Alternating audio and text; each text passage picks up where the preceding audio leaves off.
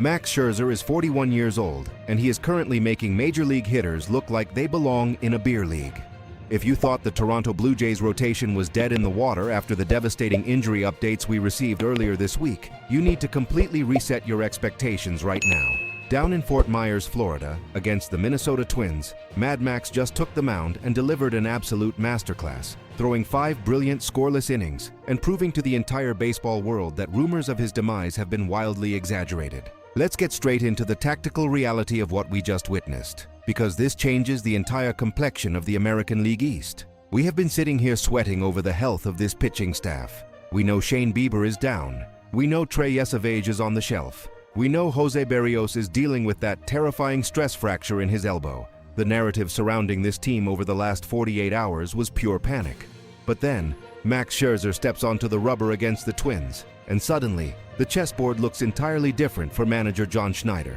Scherzer didn't just survive out there, he dominated. 5 innings pitched, 0 runs, only 2 hits allowed, 2 walks, and 3 surgical strikeouts to pick up the win in a tight 2-1 ballgame. But here is the statistic that should have every single team in the AL East terrified. Max Scherzer has now pitched 13 2/3 innings this entire spring training, and he has not allowed a single run to cross the plate. 0. A flat 0.00 ERA for a guy that half the league thought was washed up and ready for retirement. When the front office brought Scherzer in, the consensus was that he was an insurance policy.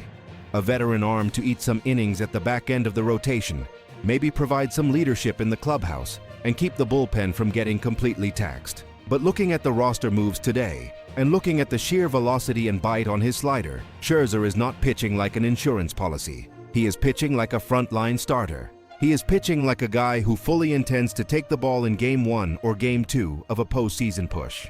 Think about the strategic outlook here. If you pair this version of Max Scherzer with a healthy Kevin Gausman and the electric raw stuff of Dylan Cease, you suddenly have a 3-headed monster that can go toe-to-toe with the Yankees' rotation or the Orioles' young core. Scherzer's ability to go 5 strong innings in mid-March means his arm is stretched out perfectly for opening day. It takes a monumental amount of pressure off the bullpen.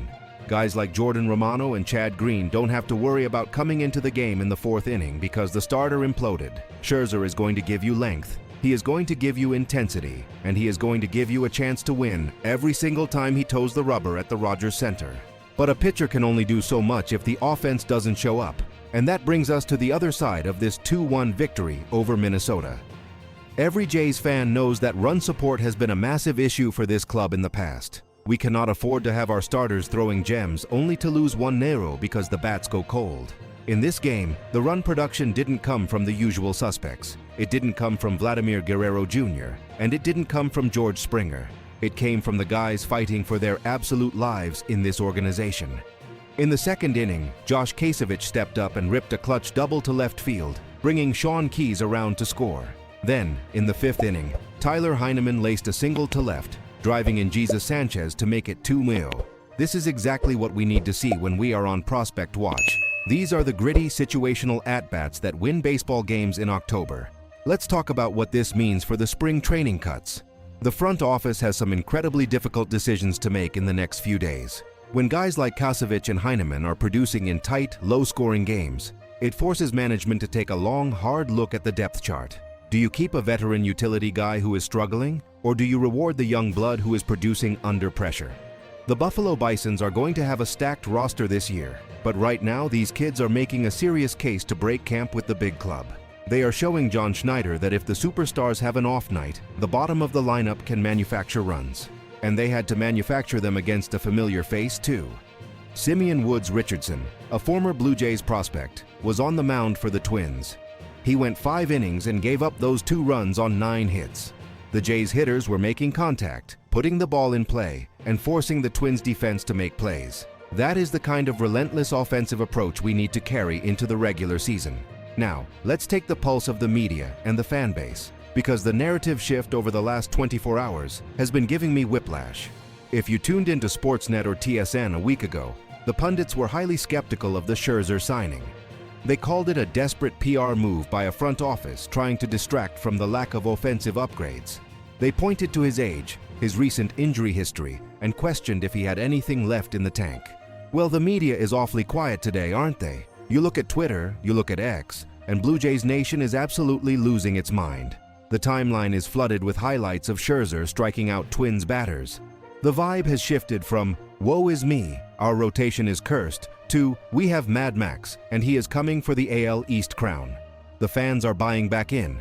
There is a renewed sense of swagger. When you have a future Hall of Famer screaming into his glove after a strikeout, that energy is infectious. It bleeds into the dugout. It bleeds into the stands. The Rogers Center is going to be an absolute madhouse when he makes his first regular season start. But we have to remain objective here. As incredible as Scherzer has been, the reality of the AL East battle is that it is a grueling 6-month marathon. The front office cannot simply pat themselves on the back and assume the rotation is fixed. Scherzer is 41. We need to manage his workload meticulously. John Schneider has to play 4D chess with the rotation schedule. If we have an off day, maybe we push Scherzer back a day to give that arm extra rest. We need him peaking in September and October, not burning out in June. This also puts the spotlight squarely back on the core of this lineup. Vladdy Jr., Bo Bichette, George Springer. These guys have to look at what Scherzer is doing and use it as fuel. If a 41-year-old veteran is out there grinding through 5 scoreless innings in a meaningless spring training game, the superstars in this lineup need to match that intensity at the plate. We cannot waste these vintage Scherzer performances. When he pitches, the offense needs to put up 3, 4, 5 runs early and let him attack the strike zone without fear. Looking at the broader picture of the pitching staff, Scherzer's dominance also buys time for the injured guys.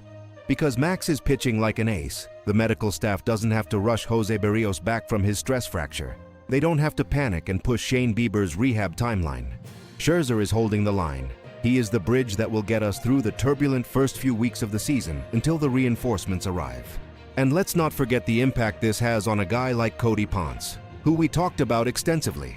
Ponce is trying to establish himself in the major leagues after his stint in the KBO. Having Max Scherzer in the same dugout, watching how he prepares, watching how he sequences his pitches, watching how he attacks hitters, that is a masterclass you cannot put a price tag on.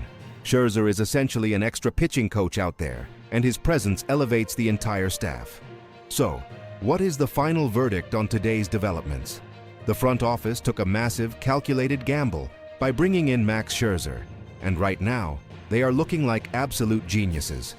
Scherzer is not just a depth piece. He is the beating heart of this rotation while the younger guys heal up. He has proven that his stuff still plays at an elite level, and his competitive fire is exactly what this clubhouse needed to shake off the injury blues.